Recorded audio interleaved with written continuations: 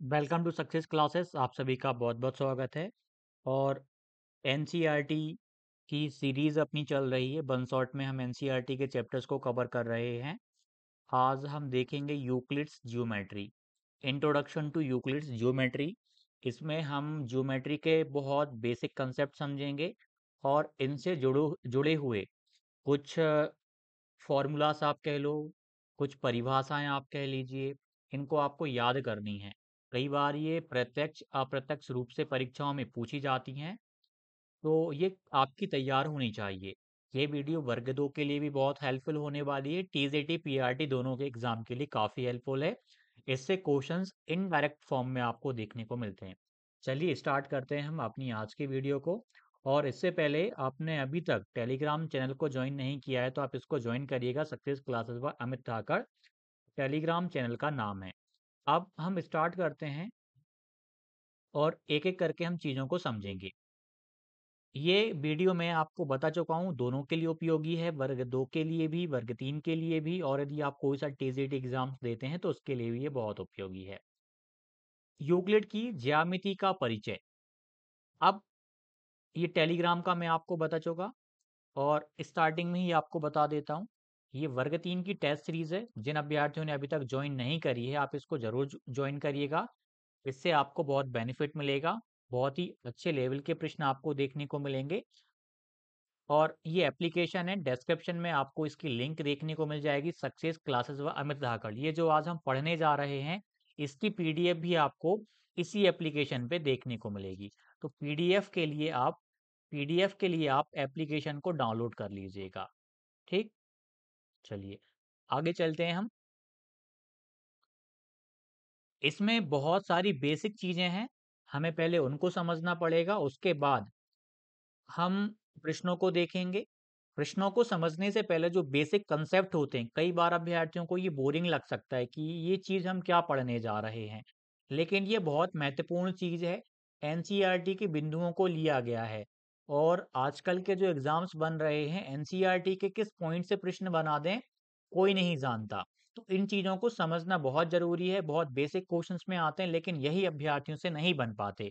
मुख्य अवधारणाएं और परिणाम हम देखेंगे। इसमें बिंदु, रेखा, तल या पृष्ठ, अभिग्रहित, अभिधारणा और प्रमेय, एलिमेंट्स, प्राचीन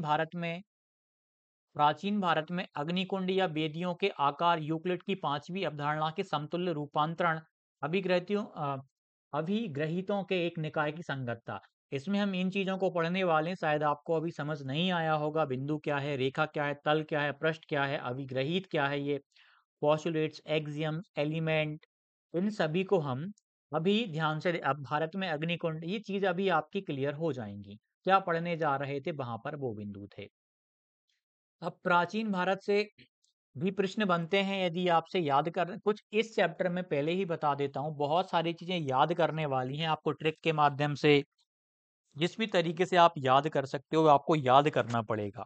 काफी सारी चीजें याद करने वाली हैं। तो यदि हम प्राचीन भारत की बात करें तो वैदिक काल की ज्यामिति का उद्गम कैसे होता है। वैदिक पूजा के लिए आवश्यक विभिन्न प्रकार की वेदियों और अग्निकुंडों के निर्माण से हुआ। घरेलू धार्मिक क्रियाओं के लिए, ये ध्यान रखिएगा प्रश्न बनता है इससे, घरेलू धार्मिक क्रियाओं के लिए वर्गाकार और वृत्ताकार। जब घरेलू की बात आएगी, जब डोमेस्टिक की बात आएगी, तो उसमें दो चीज आपको याद रखनी है, वर्गाकार और वृत्ताकार वेदियों का प्रयोग होता है।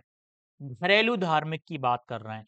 जब सार्वजनिक पूजा स्थल की बात आएगी, जब सार्वजनिक पूजा स्थल की बात आएगी, तो उसमें त्रिभुजों, आयतों, त्रिभुजों, समलंबों, इन तीन चीजों की बात की जाएगी। यानी इसमें समलंब भी आ जाएंगे, त्रिभुज भी आ जाएंगे और आयत भी आपके आ जाएंगे।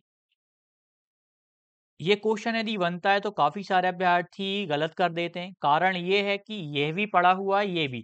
अब घर की जब बात होती है, मैं याद ही करवा देता हूँ, जब भी बात होगी घर की, तो बा आपको देखने को मिल जाएगा।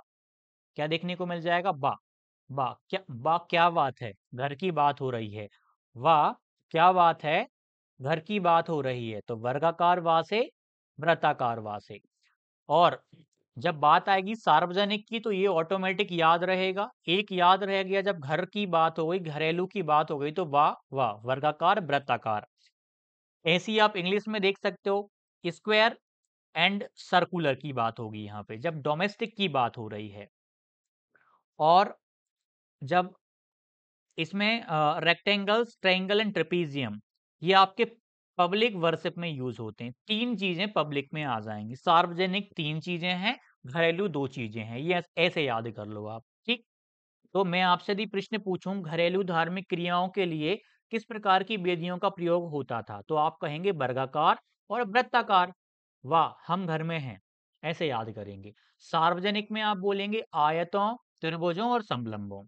आपको कुछ अभ्यर्थी, मैं चलिए आगे वो क्लियर करूंगा, जब आप पूरी वीडियो देख लेंगे तब आपको समझ आएगा कि ये थ्योरी कितनी जरूरी है। मिस्र, बेबीलोनिया और यूनान यूनान इजिप्ट, बेबीलोनिया एंड ग्रीस, इनके इंग्लिश नाम भी याद रखना है। मिस्र को इजिप्ट कहा जाता है, यूनान को ग्रीस भी कहा जाता है। इंग्लिश में कुछ देखने को मिलेगा, कई बार आपको ग्रीस, यूनान की जगह पे आपको ग्रीस इस प्रकार से लिख देंगे वो हिंदी में, तो कंफ्यूज नहीं होना। इजिप्ट लिख सकते हैं। अब मिस्र वासियों ने सरल क्षेत्रफलों को परिकलित करने, मतलब एरियाज फाइंड करने, क्षेत्रफल एरिया की बात कर रहे हैं, एरिया पता करने तथा सरल रचनाएं, छोटी छोटी रचनाएं करने के लिए अनेक ज्यामिति तकनीक और नियम विकसित किए। बेबीलोनिया के निवासियों और मिस्र वासियों ने ज्यामिति का प्रयोग अधिकांशतः व्यवहारिक उद्देश्यों के लिए किया तथा इसको एक क्रमबद्ध विज्ञान के रूप में विकसित करने के लिए बहुत कम कार्य किया। यूनानियों की रुचि, यानी जो ग्रीस थे उनकी रुचि अपने द्वारा खोजे गए कथनों की निगमन तर्कण, ये याद रखिएगा। जब यूनानियों की हम बात करें तो किस मेथड का यूज किया? निगमन का। किसका? निगमन तर्कण द्वारा, निगमन तर्कण द्वारा सत्यता स्थापित करने में थी। सर्वप्रथम ज्ञात उत्पत्ति प्रदान करने का श्रेय एक यूनानी गणितज्ञ थेल्स को जाता है। मतलब सबसे पहले हम उत्पत्ति की बात करें, हम प्रूफ की बात करें कि सबसे पहले प्रूफ किसने दिया, तो वो दिया हुआ था थेल्स ने, ठीक है। और यूनानियों ने किस चीज पे फोकस किया? निगमन तर्क, तर्कण। निगमन का मतलब आपको पता है, डिडक्टिव रीजनिंग आपने पढ़ा होगा पेडागोजी में कई बार, ये वहीं से लिया गया है। ये Thales is credited with giving the first non proof. सबसे पहला जो उपपत्ति या प्रूफ कह लो किसने दिया था? थेल्स के द्वारा दिया गया था। अब लगभग, तो इसमें हमने किन किन चीजों को देखा? एक टर्म ये याद रखना, निगमन तर्कण। जब यूनानियों की बात आएगी, किस पद्धति का प्रयोग करा इन्होंने किसी भी चीज को प्रूफ करने के लिए, उसकी सत्यता को, उसको वेरीफाई करने के लिए? निगमन तर्कण द्वारा, ठीक। और सबसे पहले उत्पत्ति, प्रूफ, उत्पत्ति मतलब प्रूफ, प्रूफ किसने दिया? थेल्स ने दिया, ये भी याद रखना है। मतलब थेल्स को प्रूफ करो, थेल्स को प्रूफ करो, थैले को प्रूफ करो कि ये थैला है। इस तरीके से याद कर सकते हो आप। किसको प्रूफ करना है?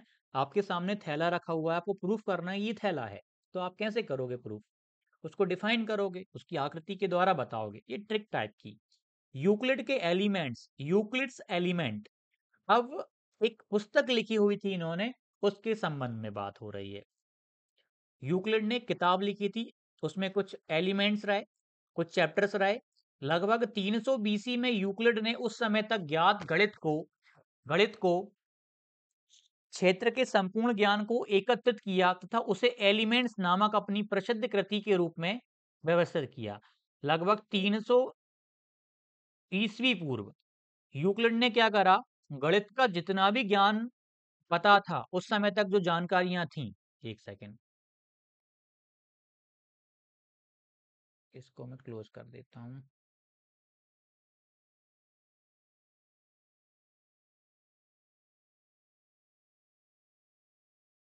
उन्होंने क्या करा?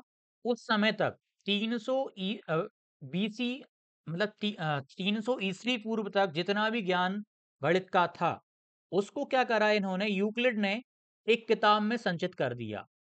उस किताब का नाम था एलिमेंट। तो प्रश्न क्या बनेगा?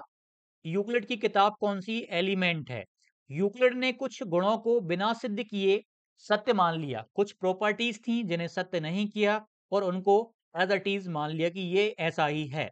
ये सत्य मान ली गई कल्पनाएं वास्तव में स्पष्टता सर्वव्यापी सत्य हैं। उन्होंने इन्हें दो वर्गों में बांटा। मतलब कुछ गुण थे जिन्हें बिना सिद्ध किए उन्होंने सत्य मान लिया, और इन चीजों को दो भागों में बांट दिया। इस चीज को हम देखेंगे आगे चल के।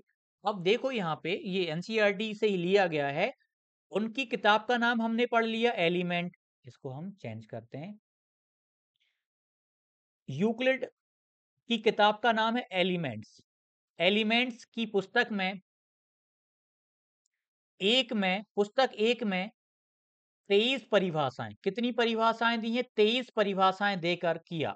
इसमें कुछ परिभाषाएं नीचे दी गई हैं। इन परिभाषाओं को देख लेते हैं हम, कौन कौन सी परिभाषाएं।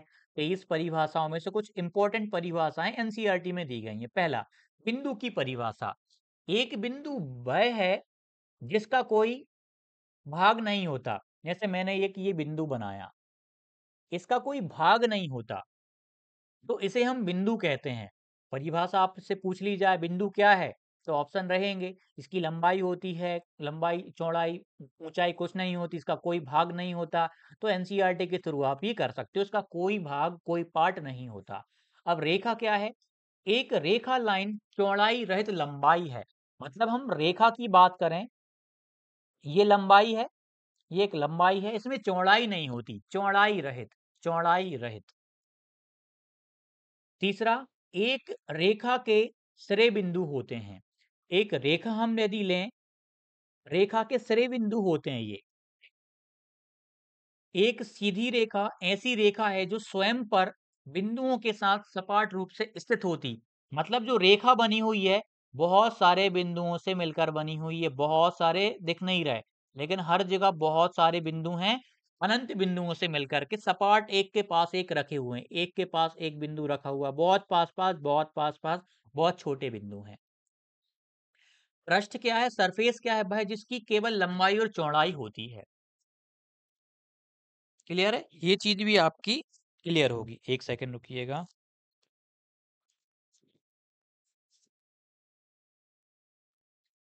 अब आगे हम यहाँ पे बात करें, हम सरफेस के बारे में, पृष्ठ के बारे में जान चुके हैं। आप एक पेज ले लीजिए अपनी किताब का, किताब का एक आप पेज ले लेंगे।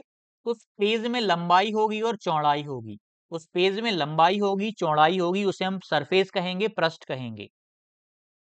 अब पृष्ठ के किनारे रेखाएं होती हैं। अब मान लीजिए आपने जो पेज ले लिया, उसके जो किनारे हैं ना, ये किनारे, इन किनारों को रेखाएं कहते हैं, लाइंस होती हैं, लाइंस। एक समतल पृष्ठ, ये जो समतल पृष्ठ है, एक ऐसा पृष्ठ है जो स्वयं पर सीधी रेखाओं के साथ सपाट रूप से स्थित होता है। मतलब ये बहुत सारी ऐसी रेखाएं बनाते जाओ बहुत पास पास। इस प्रकार से आपका ये समतल पृष्ठ बनता है, प्लेन सरफेस बनता है। यहाँ पे हमने बाइलिंगुअल लिया हुआ है सारा कंटेंट, ये कुछ चीजें सेम ही है, इनमें कुछ ज्यादा था भी नहीं। अपनी इन परिभाषाओं से प्रारंभ करते हुए यूक्लिड ने कुछ गुणों को बिना सिद्ध किए सत्य कथन मानने की कल्पना की। मैंने आपको ऊपर बताया कुछ चीजें ऐसी थी, कुछ प्रॉपर्टीज, गुण ऐसे थे जिन्हें सत्य मान लिया गया बिना सिद्ध किए। सिद्ध नहीं करा उन्होंने, बिना सिद्ध किए उनको क्या कर लिया गया? सत्य कथन मान लिया। ये कल्पनाएं वास्तव में स्पष्टता सर्वव्यापी सत्य थे। उन्होंने दो भागों में विभाजित किया। कौन कौन से थे? अभिग्रहित और अभिधारणाएं। इनसे प्रश्न बनता है तो अधिकतर अभ्यर्थी कंफ्यूज ही रहते हैं। Axioms and postulates. अभिग्रहित क्या है उसको समझेंगे। उन्होंने अभिधारणा शब्द का प्रयोग उन कल्पनाओं यानी अभिग्रहित किया जो विशिष्ट रूप से ज्यामिति से संबंधित थी।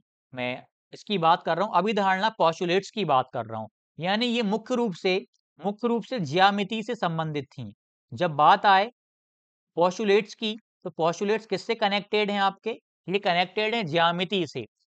और अभिग्रहित सामान्य रूप से हर जगह काम आ जाएंगे।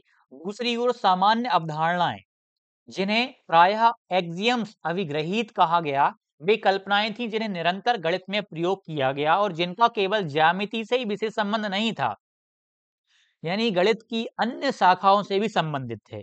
यदि हम बात करें अभिधारणाएं, पोस्टुलेट्स की बात करें, ये जुड़े हुए हैं ज्यामिति से, केवल और केवल विशिष्ट रूप से स्पेसिफिक फॉर्म में हम देखें तो ज्यामिति से जुड़े हुए हैं।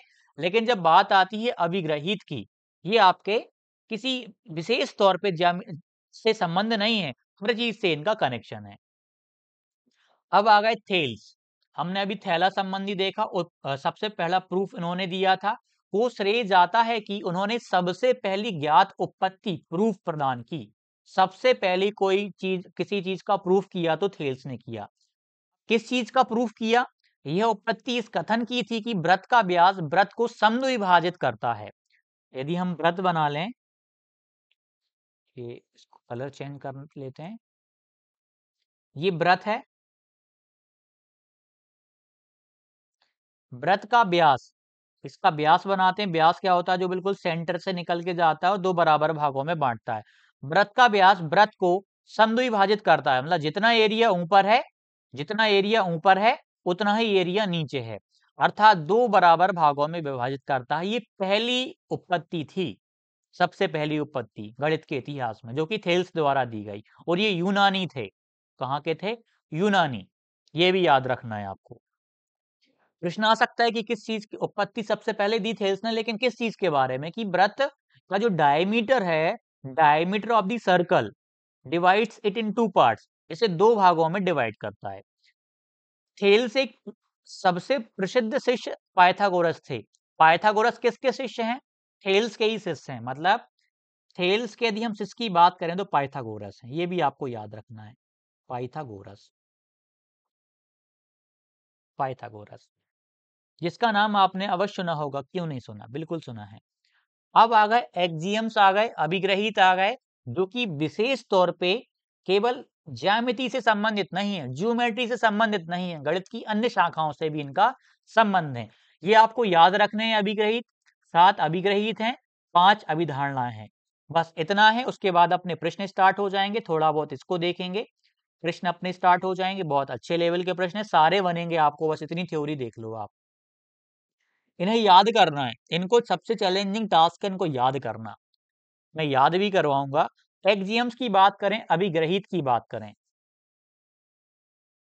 पहला अभिग्रहित क्या है? वे वस्तुएं जो एक ही वस्तु के बराबर हों, परस्पर बराबर होती हैं। वस्तुएं से तात्पर्य, आपने दो समान फोन ले लिए, उनको तीसरे के साथ कंपेयर किया। वे वस्तुएं जो एक ही वस्तु के बराबर हैं, परस्पर भी बराबर होंगी।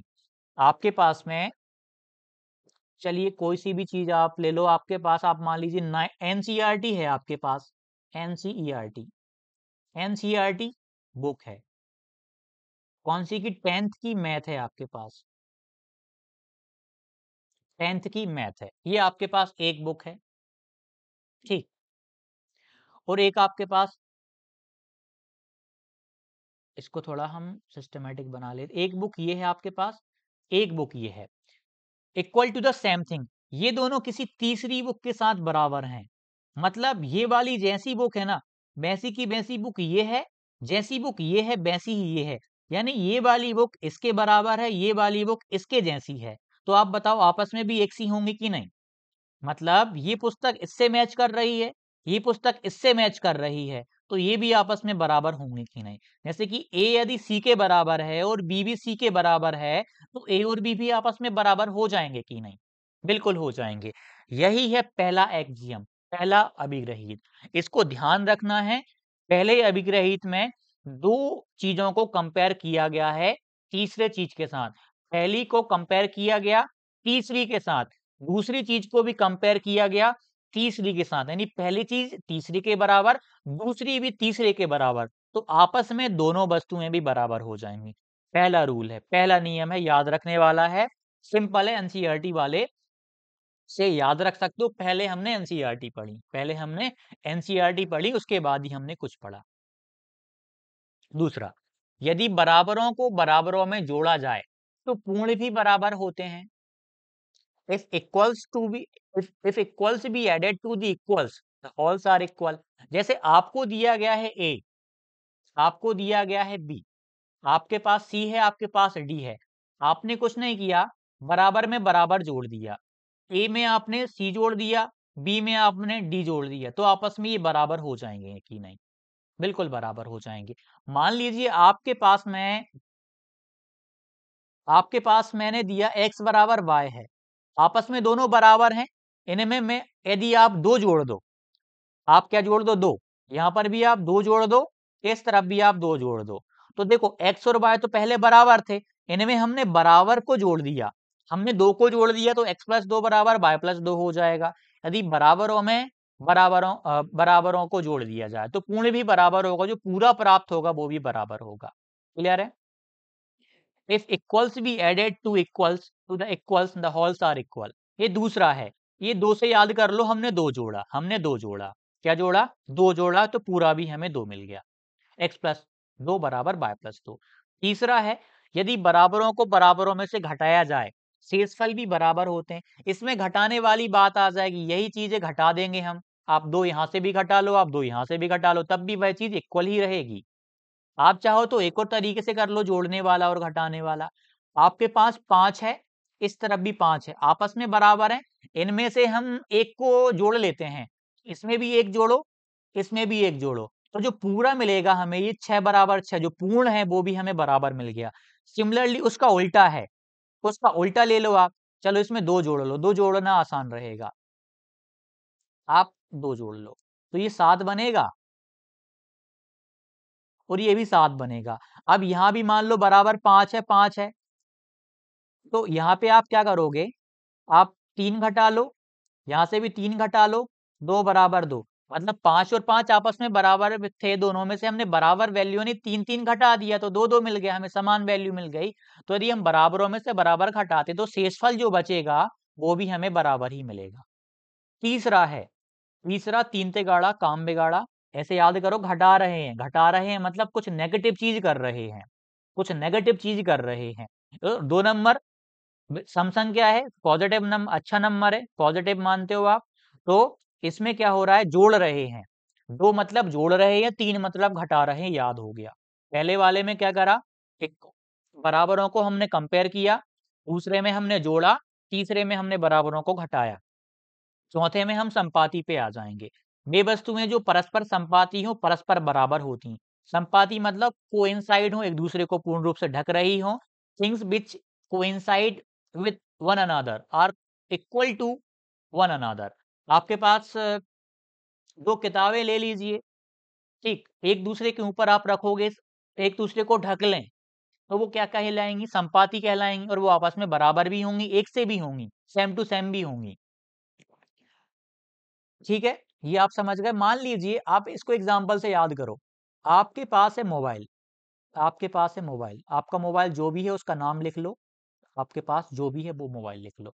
मैं लिख ले रहा हूँ रियलमी, आपके पास रियलमी, आपके पास रियलमी है, वर्जन भी लिख लो, रहने दो, रियलमी लिख लो, रियलमी 24 लिख लो, जो भविष्य में आएगा।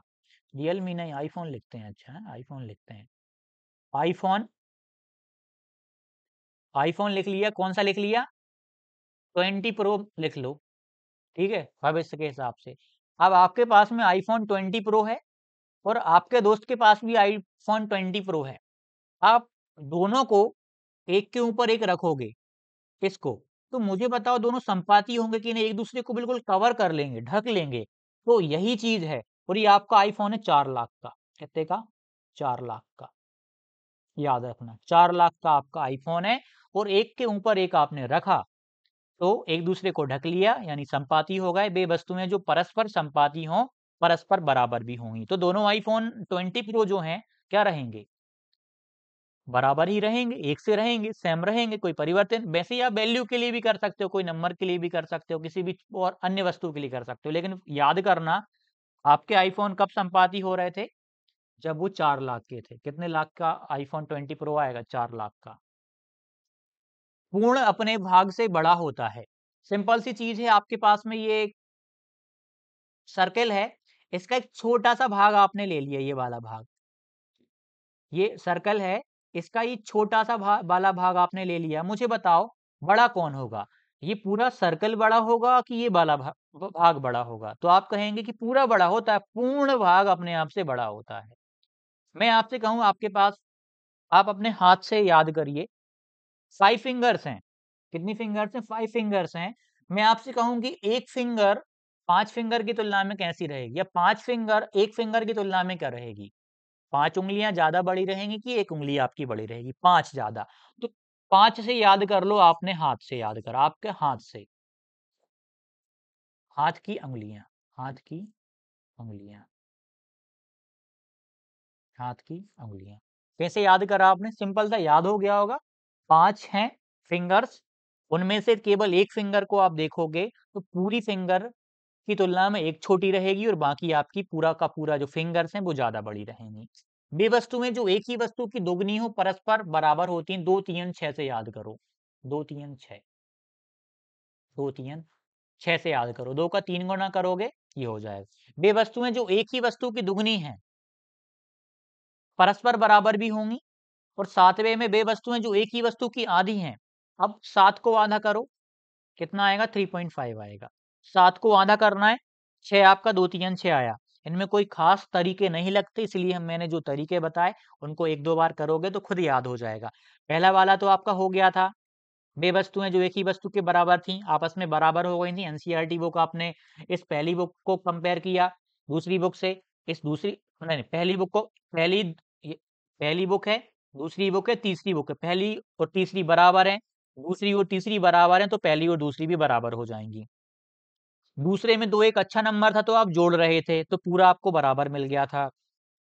3 एक नेगेटिव नंबर था, नेगेटिव था तो आपने घटा दिया तो शेषफल भी आपको इक्वल मिल गया। चौथे में 4 लाख के आईफोन को आपने कंपेयर करा था, वो संपाती होगा तो वो आपस में बराबर होगा, क्योंकि आईफोन 20 प्रो थे दोनों। पूर्ण अपने भाग से बड़ा होता है, हाथ की अंगुलियों से आपने देख लिया। आपका आपका जो पूरा हाथ है एक अंगुली की तुलना में तो बड़ा रहेगा। अब 2 3 6 आपने दोगुना कर लिया, 2 3 6 दोगुना कर लिया। सातवें में आपने 7 को आधा करा, 3.5 आ गया। ठीक, ऐसे आपको याद हो गया। पॉस्टुलेट्स मतलब ये हिंट याद करो बस, और कुछ नहीं। बाकी तो का कथन तो आपको देखने को मिलेगा ऑब्जेक्टिव में। अभिधारणाएं 5 हैं, एक्सियम्स कितने थे? 7। एक्सियम्स कितने थे? 7, 7 थे, ये याद रखना। पॉस्टुलेट्स 5 हैं, पॉस्टुलेट्स 5 हैं, 5। अब कौन कौन से हैं? एक बिंदु से एक अन्य बिंदु तक एक सरल रेखा खींची जाती है। इनको शायद यहाँ पे डिफाइन, चलो डायग्राम से समझ लेंगे। एक बिंदु है आपके पास, एक बिंदु से एक अन्य बिंदु तक एक सरल रेखा खींची जा सकती है। एक आपके पास ये बिंदु है और आपके पास एक और अन्य बिंदु है, तो आप एक सरल रेखा खींच सकते हो इनसे, इनसे गुजरती हुई आप एक सरल रेखा खींच सकते हो, एक सरल रेखा खींच सकते हो। ठीक, a straight line may be drawn from any point two any other point. A straight line, एक बिंदु से एक अन्य बिंदु तक एक सरल रेखा खींची जा सकती है। एक, तो पहले नंबर पे पढ़ा, पहले नंबर का पोस्टुलेट्स है तो कितनी सरल रेखा खींचनी है आपको? एक सरल रेखा खींचनी, क्योंकि पहले नंबर एक भी आपको दिख रहा है ना, एक कैसा दिख रहा है आपको? सरल रेखा जैसा ही तो दिख रहा है एक, एक आपको सरल रेखा जैसा दिख रहा है। दो, एक शांत रेखा को अनिश्चित रूप से विस्तृत किया जा सकता है। एक जो लाइन रहती है, ये जो लाइन है, इसे आप अनंत रूप से इधर बढ़ा सकते हो, अनंत रूप से। ये साइन क्या बता रहा है कि आप इसको बढ़ा सकते हो, आप इसको बढ़ा सकते हो। ठीक, a terminated line, line segment can be produced indefinitely. ठीक, इसे अनंत तौर पे हम एक शांत रेखा को या रेखाखंड को अनिश्चित रूप से विस्तृत किया जा सकता है, इसको आगे पीछे बढ़ाया जा सकता है। ये लाइन सेगमेंट है तो लाइन सेगमेंट आपका इस प्रकार से होगा। वैसे ये शांत रेखा कहना है, इसको ज्यादा बेटर रहेगा, क्योंकि रेखा को आप बढ़ा सकते हो। ठीक, लाइन सेगमेंट है, ये लाइन सेगमेंट है। तीसरा पॉइंट, किसी केंद्र और किसी त्रिज्या को लेकर एक वृत्त खींचा जा सकता है। अब जब भी वृत्त की बात आएगी तो याद रखना, आपको एक वृत्त खींचना है 3 सेंटीमीटर रेडियस का। कितनी सेंटीमीटर रेडियस का? 3 सेंटीमीटर रेडियस का। ये आपको सेंटर ले लेना है, एक केंद्र ले लेना है, और यहां से त्रिज्या ले लेनी है आपको 3 सेंटीमीटर की। 3 सेंटीमीटर की क्यों? क्योंकि जो अभिधारणा तीसरे नंबर पे आ रही है, ये आपकी ट्रिक हो गई। ठीक, वृत्त खींचना है तो 3 सेंटीमीटर रेडियस का खींचना है एक सेंटर से। तीसरा याद हो गया। ठीक, जब भी बात आएगी वृत्त खींचने की तो 3 सेंटीमीटर करना, तीसरे नंबर पे आएगा। क्रम पूछता है कि कौन से नंबर की अवधारणा, ये वाली कथन दे देगा, या आपसे बोलेगा कि यूक्लिड की दूसरे नंबर की अवधारणा बताओ कौन सी है, तो आप बोलोगे ये वाली अवधारणा, शांत रेखा, शांत रेखा, टर्मिनेटेड लाइन, मतलब शांत और रेखा, दो शब्द आपको देखने को मिल गए, और एक सरल रेखा पहले नंबर की थी। सभी समकोण एक दूसरे के बराबर होते हैं, चौथा। All right angles are equal. सभी समकोण, अब आप सभी जानते हैं, आप समकोण बनाओगे तो चार समकोण बना लो आप, पहला, दूसरा, तीसरा, चौथा। ये एक तरीका है याद करने का। जब भी बात आएगी समकोण, चार समकोण बना लो। चौथे नंबर पे जितने भी समकोण होंगे एक दूसरे के बराबर होंगे, सभी समकोण एक दूसरे के बराबर होते हैं। All right angles are equal to one another. समकोण मतलब आपका ये जो 90 डिग्री का एंगल बन रहा है ना, ये वाला, ये वाला, सभी आपस में बराबर होंगे। ये भी 90 डिग्री का, यहाँ भी समकोण बनेगा, यहाँ भी समकोण, यहाँ भी 90 डिग्री का, यहाँ भी 90 डिग्री का। राइट एंगल ट्रायंगल में आप इस समकोण की वैल्यू देखोगे तो 90 होती है, आपस में बराबर होती। बस चार बार लेना है। चार बार क्यों लेना है? क्योंकि ऐड करोगे तो 360 बन जाए। ठीक है, ये तरीका भी आपको याद रहेगा। सब समकोण की बात आएगी, चार समकोण ले रहे हैं, क्यों ले रहे हैं? क्योंकि कंप्लीट एंगल बनाना है, संपूर्ण कोण बनाना है, 360 डिग्री का बनाना है। वृत्त खींचना है, रेडियस कितनी? 3 सेंटीमीटर की ले लो तीसरे नंबर पे। शांत रेखा, शांत और रेखा, एनिमेटेड लाइन, दो चीज हैं। और एक सरल रेखा तो पहले नंबर पे थी। और पांचवा तो सबको याद रहता है, यदि एक सीधी रेखा दो सीधी रेखाओं पर गिरकर अपने एक ही और दो अंतः कोण इस प्रकार बनाएं कि इन दोनों कोणों का योग मिलकर दो, चलो पहले हम इसको देख लेते हैं। मान लीजिए दो दो सरल रेखाएं हैं, ये ए बी नाम की सरल रेखा है और ये सी डी नाम की सरल रेखा है। यदि इनको एक ट्रांसवर्सल लाइन कट कर दे, ट्रांसवर्सल लाइन कट कर दे, तो जो एक तरफ बनने वाले जो कोण है ना, कोण है, इनका जो योग है 180 डिग्री से कम होता है, 180 डिग्री से कम होगा। जिस तरफ ये मिलने वाली हैं उस तरफ, किस तरफ मिलने वाली हैं? इस तरफ मिलने वाली हैं। तो इस तरफ जो योग होगा इनका अंतः कोण का, इंटीरियर एंगल्स का, 180 डिग्री से तो कम ही होगा। अब आ जाओ परिभाषा समझते हैं। एक सीधी रेखा दो सीधी रेखाओं पर गिरकर अपने एक ही और दो अंतः कोण इस प्रकार बनाएं कि इन दोनों कोणों का योग मिलकर दो समकोणों से कम हो। दो समकोणों से कम का मतलब दो समकोण कितने डिग्री के? 180 डिग्री। 180 डिग्री से कम की बात कर रहे हैं। वे दोनों सीधी रेखाएं निश्चित रूप से बढ़ाने पर उसी ओर मिलती हैं जिस ओर यह योग दो समकोणों के योग से, दो समकोणों से कम होता है। यूक्लिड ने उन कल्पनाओं के लिए अभिधारणा शब्द का प्रयोग किया जो विशिष्ट रूप से ज्यामिति से संबंधित है। ये चीज तो हम समझ गए। पोस्टुलेट्स का मतलब क्या है? जो ज्यामिति से संबंधित हो, अभिधारणा। अन्य कल्पनाओं को उन्होंने अभिग्रहित किया। एक प्रमेय वह गणितीय कथन है जिसकी सत्यता तार्किक रूप से स्थापित कर ली जाती है। प्रमेय की परिभाषा बता दी, इसको प्रूफ किया जा सकता है। मतलब दो रेखाएं थी, दो रेखाएं थी, इनको तीसरी रेखा के द्वारा कट किया गया। तो जिस तरफ ये मिलेंगी, जिस तरफ ये मिलेंगी, जैसे ये इस तरफ मिलेंगी जाकर, ये इस तरफ जाके कहीं आगे जाके मिलेंगी, तो इस तरफ के जो कोणों का योग है वो दो समकोणों के योग से कम होता है, यानी 180 डिग्री से कम होता है। ठीक, ये चीज भी क्लियर है आपकी। प्रेजेंट डे जियोमेट्री एक गणित निकाय में अभिग्रहित परिभाषाएं और अपरिभाषित शब्द निहित हैं आज के समय में। बिंदु रेखा तल को अपरिभाषित पदों के रूप में मान लिया गया है कि इनको परिभाषित नहीं किया जा सकता। जिस प्रकार से यूक्लिड ने परिभाषित किया उस प्रकार से लेना। अनडिफाइंड टर्म्स हैं ये। Point, line, plane are taken as undefined terms. इन चीजों को याद रखना है आपको। दो दिए हुए भिन्न बिंदुओं से होकर एक अद्वितीय रेखा खींची जाती है। आपको दो बिंदु दिए गए हैं, दो बिंदु दिए गए हैं, केवल और केवल एक रेखा खींची जा सकती है, मात्र मात्र एक रेखा। और आप कैसे खींचो? रेखा सीधी होती, ये तो रेखा नहीं है ना, ये रेखा नहीं तो कर्व बन गया। रेखा केवल एक खींची जाएगी दो बिंदुओं से। दो भिन्न रेखाओं से एक से अधिक बिंदु ओबनिस्ट नहीं हो सकते। Two distinct lines can not have more than one point in common. दो आपके पास रेखाएं हैं, एक रेखा ये है, मान लीजिए एक रेखा ये है, इनका कॉमन पॉइंट एक होगा। Two distinct lines can not have more than one point in common. दो भिन्न रेखाओं में एक से अधिक, अलग अलग रेखा, एक से अधिक बिंदु ओवेनिस्ट नहीं हो सकते। एक ही संभव है, मतलब मैक्सिमम। प्लेयर जब इंटरसेक्ट कर रही हैं तो एक ही बिंदु पे करेंगी, अलग अलग रेखाएं हैं लेकिन ये संपाती हो जाएंगी तो अलग कहानी बन जाएगी। प्लेफेयर अभिग्रहित यूक्लिड की पांचवी अवधारणा का एक समतुल्य रूपांतरण है। Playfair's axiom an equivalent version of Euclid's fifth postulate.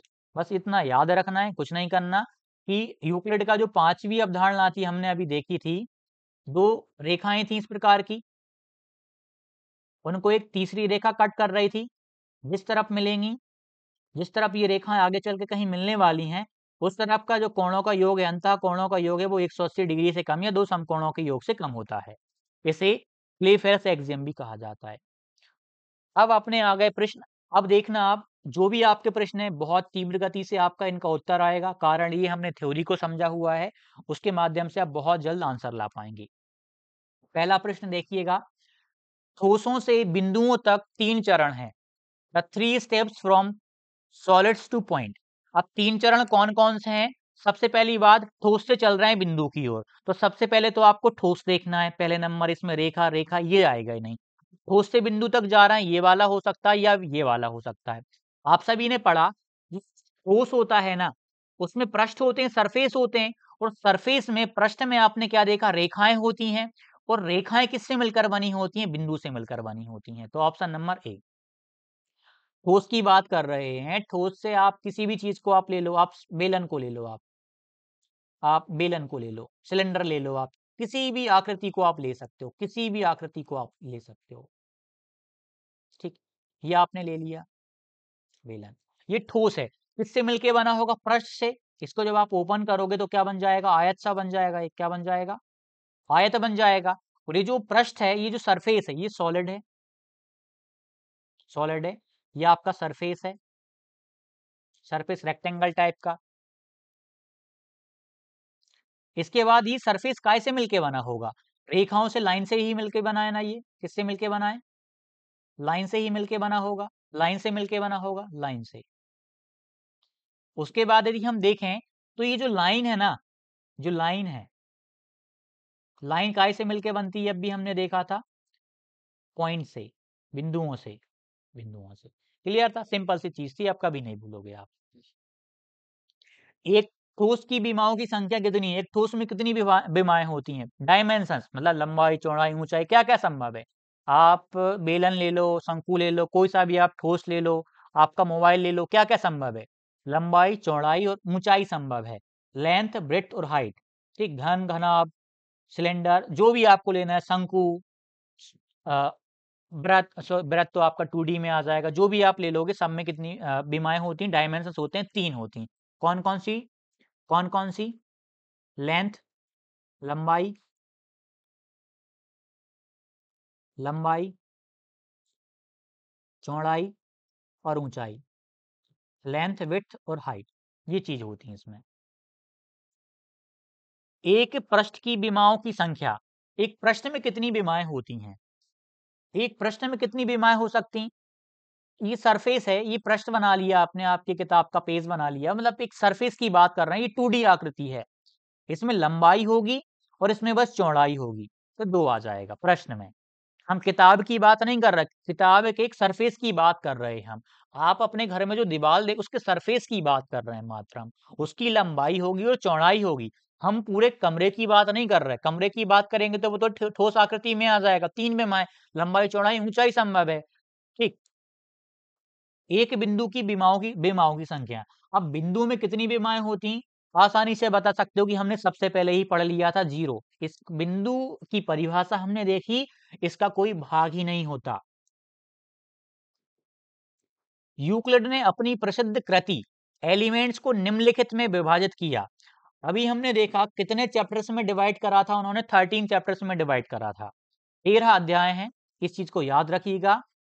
कितने चैप्टर्स में डिवाइड है? द एलिमेंट्स नामक इनकी किताब 13 चैप्टर्स में डिवाइडेड है। एलिमेंट्स में साध्यों की संख्या।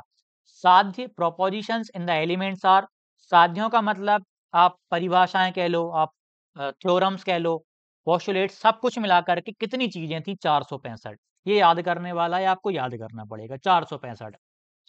अब कैसे याद करोगे? 400 प्लस 60 प्लस 5 कितना बन जाएगा? 465 बन जाएगा। कुछ चीजों को याद करना पड़ता है, और आप इसको एक बार पढ़ते ही 465 आप भूल जाते। अब आपने ऐड करके देख लिया, हमने 400 लिखा, फिर 60 लिखा, फिर 5 लिखा, तो आपको भी ये ज्यादा लंबे समय तक याद रहेगा, आप कम भूलोगे। इसलिए मैं काफी सारी चीजों को एक हिंट के माध्यम से, ट्रिक के माध्यम से बता रहा हूँ, ताकि आपको वहां याद रहें चीजें। ठोसों की परिसीमाएं क्या होती हैं, अभी हमने देखा था। ठोसों की परिसीमाएं, boundaries of solids are surface, curve, line या पॉइंट। अभी हम ऑलरेडी देख चुके हैं, ठोस को हमने देखा। ठोस में क्या होंगे, पृष्ठ होंगे। पृष्ठ, पृष्ठ काय से मिलके बना होगा, रेखाओं से। रेखा काय से मिलके बनी होगी, बिंदुओं से। बिंदुओं से। तो हम जब ठोसों की बात करते हैं, ठोसों की बाउंड्री क्या हो जाएगी, सॉलिड्स की बात कर रहे हैं, सॉलिड की क्या हो जाएगी, पृष्ठ हो जाएगी, सरफेस हो जाएगी, परिसीमा। ठोस की बात करते, पृष्ठ, तो पृष्ठ की परिसीमा की बात करते, रेखा, तो रेखा किससे मिलके बनी है, बिंदुओं से मिलके बनी है। अगला, पृष्ठों की परिसीमा यहां पर भी दिया है, इसको पढ़ लेंगे। पृष्ठों की आपकी परिसीमा, बाउंड्रीज क्या हो जाएंगी, कर्व हो जाएंगे। ये क्या हो जाएंगे, कर्व हो जाएंगे। अब इसमें रेखा नहीं लगाना, क्यों नहीं लगाना, उसका कारण हम समझ लेंगे अभी। क्योंकि कर्व भी आपका एक रेखा का पार्ट है। यदि यहाँ पे कर्व लिखा होता तो और बेटर हो जाता, लेकिन सरफेस आपका किस प्रकार से बन रहा है, रेखाओं के माध्यम से बन रहा है। इस चीज को हम यहां से और क्लियर करेंगे, इसका आंसर कर्व क्यों आ रहा है, ताकि आपके जो डाउट हैं, ये सिली मिस्टेक वाला पॉइंट है, काफी सारे अभ्यर्थी इसमें रेखा लगा सकते हैं। आसपास के ठोसों के अध्ययन के आधार पर एक ठोस की वस्तु की सैद्धांतिक ज्यामितीय अवधारणा विकसित की गई। एक ठोस का आकार होता है, माप और स्थिति होती है, मतलब उसका कुछ आकार होगा, आकार होगा, आकार होगा, उसकी कुछ माप होगी, लंबाई चौड़ाई ऊंचाई होगी, उसकी कुछ स्थिति होगी, पोजीशन होगी, तथा उसे एक स्थान से दूसरे स्थान तक ले जाया जा सकता है। ये ठोस की परिभाषा। इसकी परिसीमाएं हमने देखी, सरफेस होती हैं, सरफेस होती हैं, पृष्ठ होती हैं। ये आकाश के एक भाग को दूसरे भाग से पृथक करती हैं, इनकी कोई मोटाई नहीं होती। पृष्ठों की परिसीमाएं क्या होती हैं, कर्व्स होती हैं या सीधी रेखाएं, लाइंस होती हैं। इन रेखाओं के सिरे बिंदु पॉइंट्स होते हैं। सिरे क्या होते हैं, पॉइंट होते हैं, मतलब जो रेखाएं हैं उनके जो सिरे हैं वो पॉइंट्स होते हैं। क्या होते हैं, वो पॉइंट्स होते हैं। ये आपको ध्यान रखना है। तो इसमें वक्र दिया है, पहले कर्व ऑप्शन आ रहा है, तो आपको कर्व लगाना है। मान लीजिए यहाँ कर्व नहीं होता, कोई और ऑप्शन होता, तो फिर आपको लाइंस लगाना पड़ता। एनसीईआरटी का है, तो आपको बिल्कुल याद ही रखना है, पहली प्राथमिकता आपको कर्व की देनी है। एनसीईआरटी एग्जाम्पलर का ही एमसीक्यू है, आपको याद रखना है सेम टू सेम। पहले आपको कर्व को ही प्राथमिकता देनी है, रेखा को नहीं देनी। अगला क्वेश्चन, सिंधु घाटी सभ्यता लगभग 300 बीसी में निर्माण कार्य में प्रयुक्त ईंटों की विमाओं का अनुपात, यह है 4:2:1। आपको ये याद रखना है कि जो सिंधु घाटी सभ्यता में जो ईंटें मिली, उनका अनुपात हमें मिला, उनकी लंबाई 4, चौड़ाई 2 इकाई और ऊंचाई 1 इकाई। ठीक, ये आपको याद रखना है। कैसे याद करोगे, 4 को आधा करो, 2 आ जाएगा, 2 को आधा करो, 1 आ जाएगा। क्लियर है, तो आप क्या कहोगे, 4:2:1। मतलब एक पैटर्न समझ आ गया कि हाँ, हाफ हाफ हो रहा है, इस तरीके में उन्होंने पैटर्न को यूज किया था। पिरामिड एक ठोस आकृति है जिसका आधार होता है। अब pyramid is a solid figure, the base of is, मतलब जो पिरामिड है एक ठोस आकृति है, आधार क्या होगा। आप यहाँ पे डायग्राम देखो, क्या केवल त्रिभुज है, इसमें हमें त्रिभुज दिख रहा है, हाँ, मतलब त्रिभुज पॉसिबल है। केवल वर्ग है, इसमें हमें वर्ग दिख गया, मतलब केवल वाला तो आएगा ही नहीं। कोई सा भी बहुभुज हो सकता है, यहाँ पे हो सकता है कि पेंटागन आ जाए, पंचभुज आ जाए, हेक्सागोन आ जाए, कुछ भी पॉसिबल है। ठीक, कोई भी बहुभुज, बहुभुज एनी पॉलीगॉन इसका राइट आंसर हो जाएगा। एक पिरामिड के जो पार्ट्स हैं, साइड फेसेस हैं, ये जो साइड फेसेस इनको बोलते हैं, ये जो दिख रहा है ना, इनको साइड फेसेस बोलते हैं। ये साइड फेसेस क्या होते हैं, त्रिभुज, वर्ग, बहुभुज या समलंब। ये आपके हमेशा ट्रायंगल्स होंगे, त्रिभुज होंगे। आप डायग्राम के माध्यम से भी इस चीज को देख सकते हो, उसमें कंफ्यूज होने की जरूरत नहीं है। आप देखो नीचे जैसे इसका आधार है, आधार त्रिभुज है, फिर भी आप देखो इसका जो फेस है ना, सरफेस है, वो आपको क्या दिख रहा है, पार्श्व फलक है जो साइड फेस है, ये जो साइड फेस है ये वाला, ये आपको ट्रायंगल ही मिलेगा। इसका साइड फेस देख लो आप, क्या दिख रहा है, क्या दिख रहा है, ट्रायंगल ही देखने को मिलेगा, ट्रायंगल ही। यहाँ मैं इसको ये कर दे रहा हूँ। ठीक, ये डायग्राम आपकी सुविधा के लिए लिया गया ताकि देख के चीजें ज्यादा समय तक याद रहती हैं। यह ज्ञात है कि यदि x प्लस y बराबर 10, then x plus y plus z बराबर 10 plus z, then Euclid's axiom that illustrate this statement is. इसका आपको आंसर बताना है। सिंपल सा क्वेश्चन है, कौन सा अभिग्रहित है ये, कौन सा अभिग्रहित है। हमने क्या करा, इस क्वेश्चन में क्या हो रहा है, x प्लस वाई आपको दिया गया था, बराबर 10 था, बराबर 10 था। x प्लस वाई, इसमें भी आपने z कर दिया ऐड, और इस तरफ भी आपने z ऐड कर दिया, मतलब आपने दोनों तरफ बराबर ऐड किया हुआ है। पहले वाले अभिग्रहित में क्या हो रहा था, पहली चीज को तीसरे से कंपेयर कर रहे थे, दूसरी को भी तीसरे से कंपेयर कर रहे थे, और आपस में दोनों बराबर हो जा रही थी। तो हमने दूसरे वाला में जोड़ा था, हम ऐड कर रहे हैं, हम क्या कर रहे हैं, ऐड कर रहे हैं, जेड ऐड करा, यहाँ पर भी जेड, समान चीज को ऐड कर रहे हैं, जोड़ रहे हैं। जोड़ना पॉजिटिव चीज है, तीसरा तो नेगेटिव था। चौथी चीज में हमने कुछ संपाती पड़ा हुआ था, आईफोन 4 लाख का। ये पीडीएफ आपको सक्सेस क्लास एप्लीकेशन पे मिल जाएगी, आप उसको डाउनलोड कर लीजिएगा, आप वहां से इसको इजीली डाउनलोड कर सकते हैं। और ये टेस्ट सीरीज है, आप इसको जरूर ज्वाइन करिएगा, मेंस के लिए बहुत हेल्पफुल होने वाली है, बहुत आपको फायदा मिलेगा। प्राचीन भारत में घरेलू पूजा कार्य में प्रयोग की जाने वाली वेदियों के आकार होते हैं। अब आपने वो थ्योरी पढ़ी थी, मैं थ्योरी पे इतना ध्यान क्यों दिया, अब आप इसका आंसर खुद दे सकते हो। घर की बात कर दी, घर की बात कर दी तो क्या आएगा, वर्ग और व्रत आ जाएगा आपका, वाह और वाह आ जाएगा, स्क्वायर एंड सर्कल आ जाएगा। इसलिए इस चीज पे मैं बार बार फोकस कर रहा था। अथर्ववेद में दिए श्री यंत्र में एक दूसरे के साथ जुड़े अंतर्निहित समद्विबाहु त्रिभुजों की संख्या है। कितने समद्विबाहु त्रिभुज इसमें सन्निहित हैं, ये आपको बताना है। 9, ये आपने कई बार पढ़ा होगा। इसमें 9 समद्विबाहु आइसोसेलेस ट्रायंगल समाहित हैं श्री यंत्र में। और श्री यंत्र किस चीज में आता है, अथर्ववेद में इसका वर्णन है, ये भी आपको याद रखना है। ये ज्योमेट्री का भाग है। 9,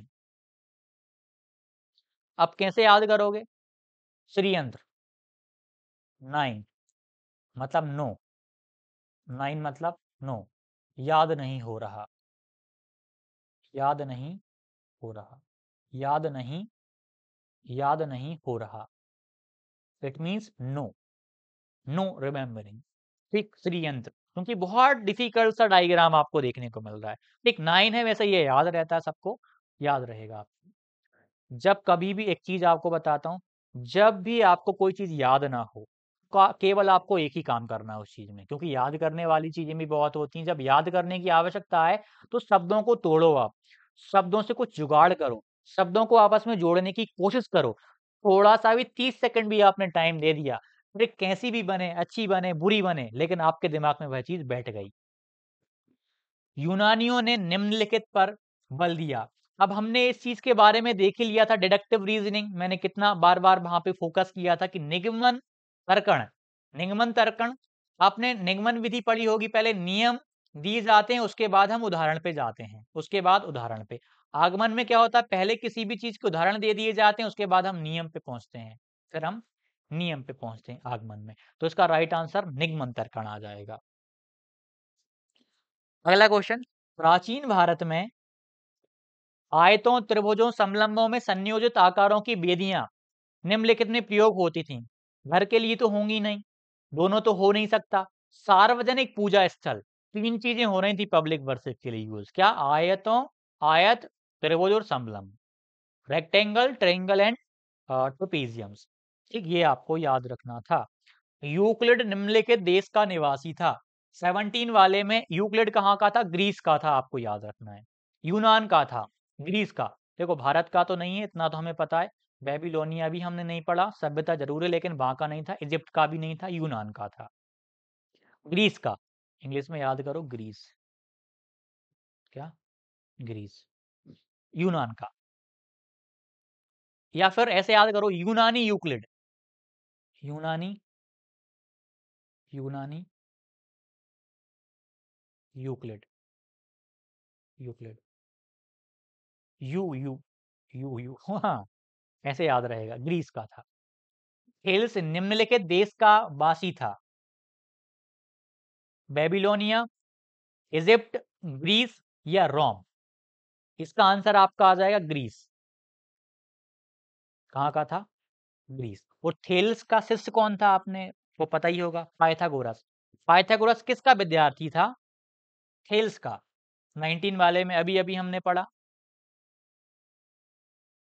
निम्नलिखित में से किसको उत्पत्ति की आवश्यकता है? Which of the following needs a proof? किसे सिद्ध करने की आवश्यकता होती है? आप सभी भली भांति जानते हैं, प्रमेय को हमें सिद्ध करना होता है। अभिग्रहित को नहीं करना, डेफिनेशन को क्या सिद्ध करना, नहीं करते प्रूफ, अभिधारणा को भी नहीं करते। एक्सियम और पोस्टुलेट्स तो हमको दे दिए गए हैं ये पहले ही से, परिभाषाएं भी हमारे पास होती है, लेकिन इस चीज को, थ्योरम को हमें प्रूफ करना पड़ता है। यूक्लिड के कथन सभी समकोण एक दूसरे के बराबर होते हैं निम्नलिखित के रूप में दिया गया। अब देखो, मैंने जो ट्रिक बताई थी समकोण वाली, पहला क्या चीज है ये? अभिग्रहित है, परिभाषा है, अभिधारणा है, उत्पत्ति है। हमने 7 अभिग्रहित पढ़े थे, इस चीज के एक्सियम 7 पढ़े थे। तो आप देखो, परिभाषा तो लगाओगे नहीं, परिभाषा में नहीं पढ़ा, अभिधारणा भी नहीं है, ज्योमेट्री किससे संबंध होता है उसका स्पेशल प्रूफ भी नहीं है, ये एक अभिग्रहित है। क्या है? अभिग्रहित है ये। सॉरी, अभिग्रहित नहीं, ये पोस्टुलेट्स है। पोस्टुलेट समकोण की बात कर रहे थे हम यहाँ पे। अभिग्रहित में तो हाँ, अभिग्रहित नहीं है, ये पोस्टुलेट्स आ जाएगा। सॉरी, क्या आ जाएगा? पोस्टुलेट्स आ जाएगा। समकोण की बात कर रहे हैं, ट्रायंगल के अंदर ही होंगे, त्रिभुज के अंदर होंगे, त्रिभुज भी ज्यामिति का ही भाग है, ऐसे आपको याद रखना है। क्लियर है ये चीज? एक पोस्टुलेट्स है, और कौन से नंबर का पोस्टुलेट्स है? फोर्थ नंबर का, फोर्थ नंबर का। ठीक, ये भी आपको याद है। कैसे याद करा था? 90 90 90 90, 4 बार 360 बन गया था, मतलब 4 बार 90 को जोड़ रहे थे आप। तीसरे नंबर पे व्रत वाला अभिग्रहित आ जाता था। अभिधारणा, बार बार अभिग्रहित क्यों आ रहा है? अभिधारणा, पोस्टुलेट्स। इंग्लिश में याद करो, इंग्लिश में ज्यादा बेटर रहेगा, हिंदी में कई बार अलग वर्ड का यूज कर सकते हैं। एक्सियम्स 7 होते हैं, पोस्टुलेट्स 5 होते हैं। Postulates P 5। रेखाएं समांतर होती हैं यदि वे प्रतिच्छेद नहीं करती, का कथन निम्नलिखित के रूप में दिया गया। यह किस रूप में आपको दिया गया? रेखाएं समांतर होती, मान लीजिए 2 रेखाएं हैं, समांतर हैं, ये आपस में प्रतिच्छेद नहीं करती, तो क्या कथन? क्या इसको हमने 7 एक्सियम्स में पढ़ा? नहीं पढ़ा। क्या पोस्टुलेट्स में पढ़ा? क्या ज्योमेट्री में स्पेशल पढ़ा? नहीं पढ़ा। क्या प्रूफ के रूप में पढ़ा? नहीं। हम इसको एक परिभाषा कहेंगे, एक परिभाषा है। क्लियर है? आशा करता हूं ये चीज आपकी क्लियर हो गई होगी। अब ये चीज आप बताइएगा, दूसरी अभिधारणा कौन सी है? यहां से आप सारी की सारी अवधारणाओं को रिकॉल कर सकते हो।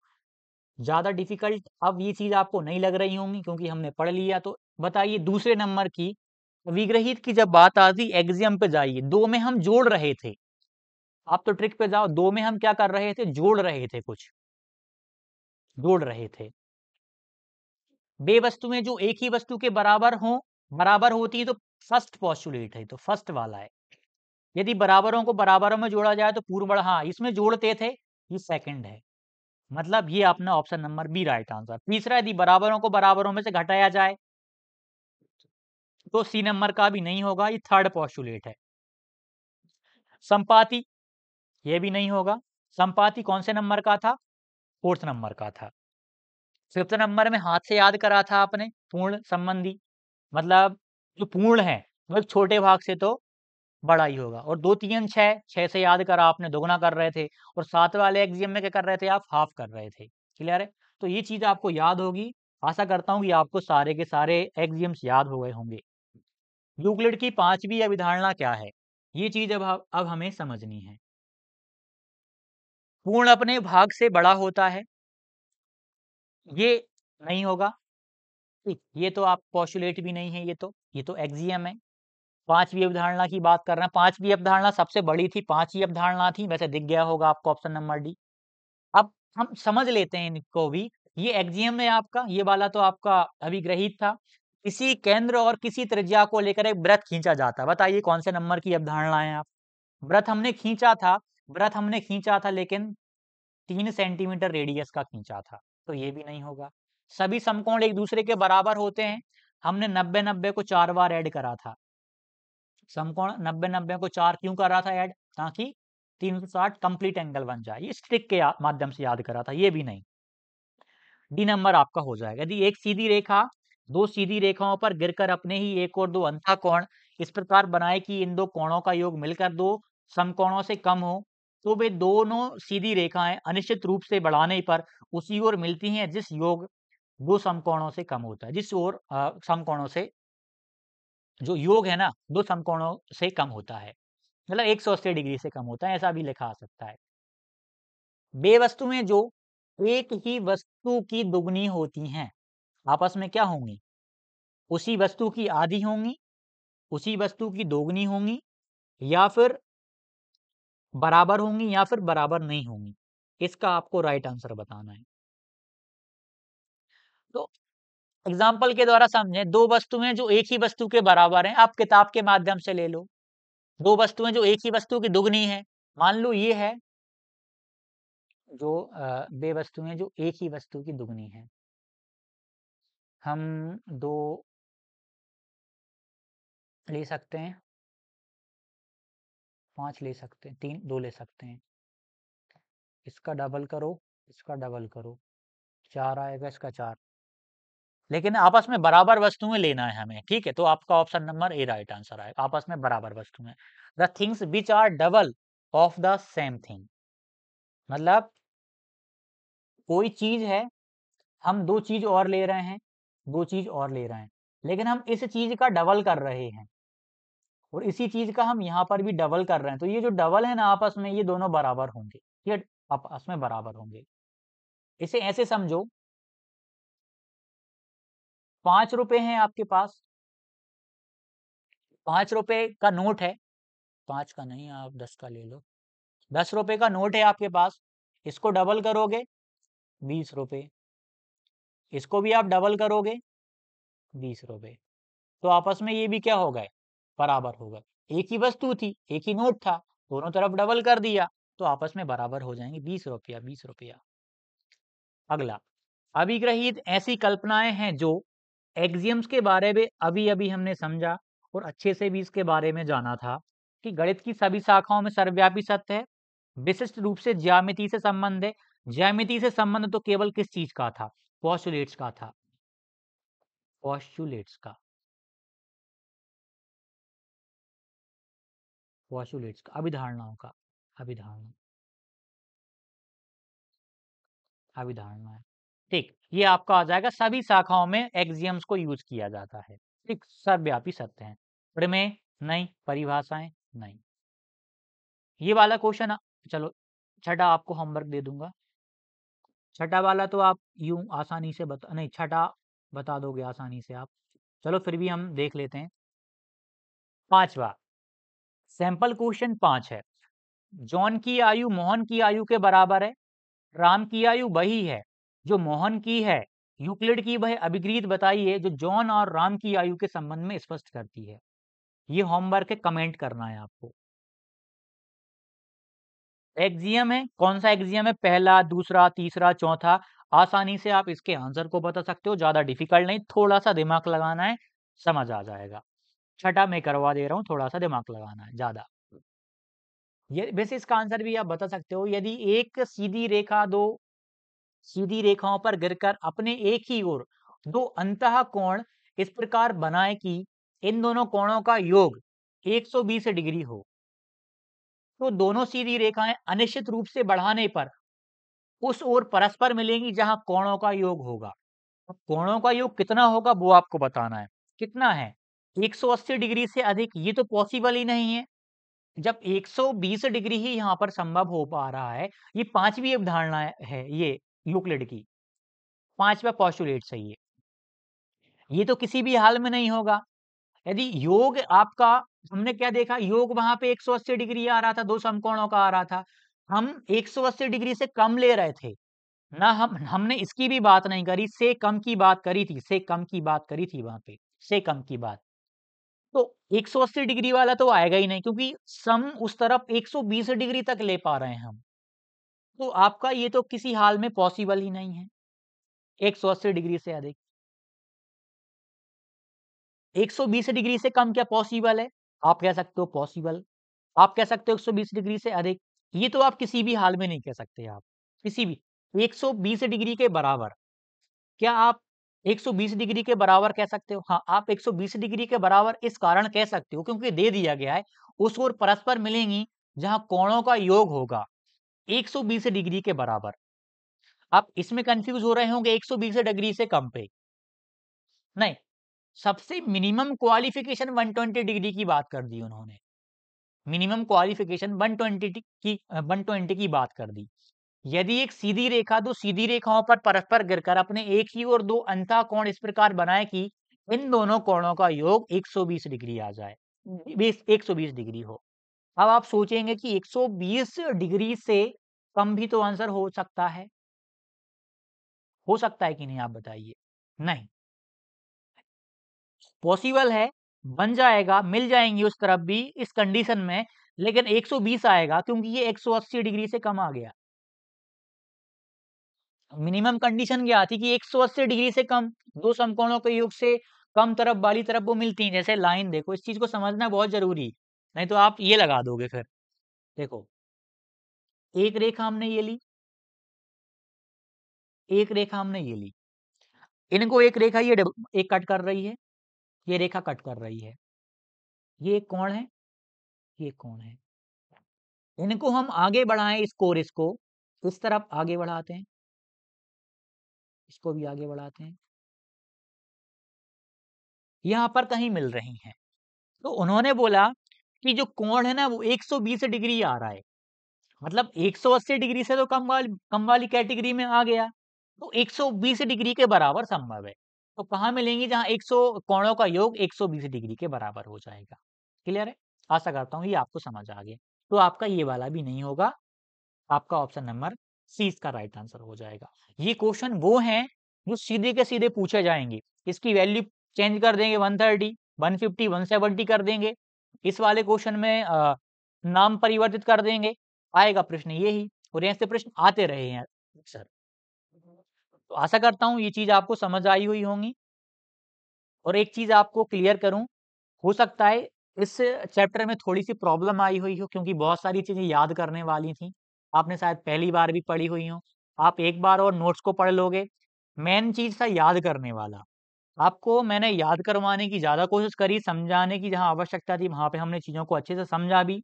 जहां याद करने की आवश्यकता थी, जैसे कि आपके एग्जाम से पोस्टुलेट्स हो गए, उनको याद करना था, हमने अच्छे से याद करा। हमें सातों एग्जाम्स और पांचों के पांचों पोस्टुलेट्स भी याद हो गए। उसके बाद हमें अनुपात याद करना था, ईंटों का 4:2:1, वो भी याद कर लिया हमने। घरेलू जो स्थल थे, पूजा स्थल, वहां पे किन चीजों का, किन वेदियों का प्रयोग कर रहे थे, हमने वाह से याद कर लिया था, याद कर लिया। ठीक, वर्ग और व्रत याद कर लिया।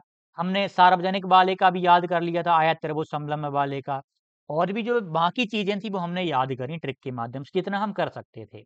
आप एक बार और इसको रिवाइज करेंगे, आपको और अच्छे से चीज समझ आ जाएगी। ठीक है, तो इस चैप्टर को आप एक और बार देखना, बहुत जरूरी चैप्टर है, बहुत सारी चीजें याद करने वाली थी। उतना उपयोगी आपके लिए नहीं है, लेकिन एनसीईआरटी में दिया हुआ है, तो इस चैप्टर को पढ़ना जरूरी है। एनसीईआरटी में कोई चैप्टर दिया गया है तो उसको इग्नोर नहीं करना, क्योंकि पेपर का लेवल, डिफिकल्टी लेवल 12th तक का किया गया।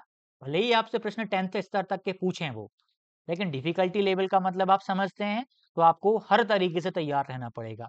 अधिकतर अभ्यर्थी किस रूप में तैयार रहते हैं कि पहले पेपर हुआ, उसमें तो इस तरीके का प्रश्न नहीं पूछा गया, मैं क्यों तैयार करूं? नहीं, करना पड़ेगा। आने वाला समय बदल रहा है, उस बदलाव को ध्यान में रख करके तैयारी करनी है आपको। ठीक है, जो भी डाउट हो कमेंट कीजिएगा। वीडियो अच्छी लगी, वीडियो को लाइक कीजिएगा, चैनल को आप सब्सक्राइब जरूर करिएगा। कल हम लाइन्स एंड एंगल्स पढ़ेंगे। Lines and angles, lines and angles, रेखाएं और कोण। कल से हमारा जियोमेट्री का बहुत इंपॉर्टेंट पार्ट स्टार्ट होने जा रहा है, एनसीईआरटी आधारित। कल से आपको और भी उत्साह के साथ, जुनून के साथ जुड़ना है। आपका जियोमेट्री का बहुत ही महत्वपूर्ण पार्ट चैप्टर स्टार्ट होने जा रहा है, उसमें आपको सतर्क रहना पड़ेगा। इस चैप्टर को शायद कम अभ्यर्थियों ने देखा हुआ हो, क्योंकि अलग चैप्टर है, काफ़ी कम बच्चे पढ़ते हैं, लेकिन मेरे हिसाब से ही पढ़ना ज़रूरी है। मिलते हैं अगली वीडियो में, धन्यवाद।